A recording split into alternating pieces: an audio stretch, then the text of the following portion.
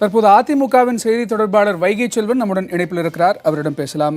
திரு வைகை செல்வன், இன்றைக்கு தேர்தல் ஆணையம், மாநில தேர்தல் ஆணையம் உயர்நீதிமன்றத்தில் கூறியிருக்கும் இந்த தகவல் பற்றிய உங்களுடைய கருத்து என்ன? டிசம்பர் 31 இந்த தேர்தலை, உள்ளாட்சி தேர்தலை நடத்த முடியாது என்று சொல்லியிருக்கிறார்கள். உங்களுடைய கருத்து? உள்ளாட்சி தேர்தலில் தேர்தல் ஆணையம் மிக தயாராக இருந்தது.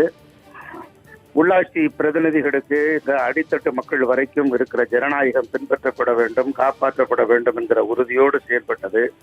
அப்படி உறுதியோடு செயல்பட்டதை திராவிட முன்னேற்ற கழகம் பொறுத்து கொள்ள முடியாமல், சகித்துக் கொள்ள முடியாமல் வழக்கு தொடுத்து அதன் மீதான தடை உத்தரவை பெற்றது.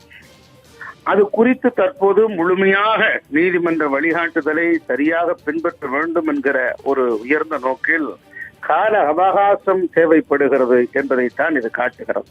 இடஒதுக்கீட்டுக்கு தேவையான அனைத்து வார்டுகள், நகர்மன்ற உறுப்பினர்கள், மாவட்ட கவுன்சிலர்கள், ஒன்றிய கவுன்சிலர்கள் போன்றவற்றில் இருக்கக்கூடிய இடஒதுக்கீட்டுகளை மிகச் சரியாக துல்லியமாக ஆராய்ந்து அதனுடைய அடிப்படையிலே தேர்தல் நடத்தப்படுவதற்கான பணிகளுக்காக கால அவகாசம் தேவைப்படுவதாகவே நாங்கள் கருதுகிறோம்.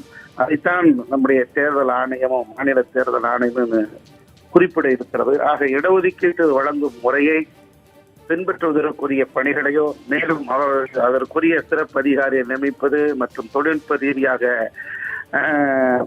பணிகளை நடத்தப்படுவது என்பது குறித்தான அனைத்து பயிற்சி வழங்குவது, இது குறித்தான பணிகளுக்காகத்தான் இந்த அவகாசம் தேவைப்படுவதாகவே நாங்கள் கருதுகிறோம்.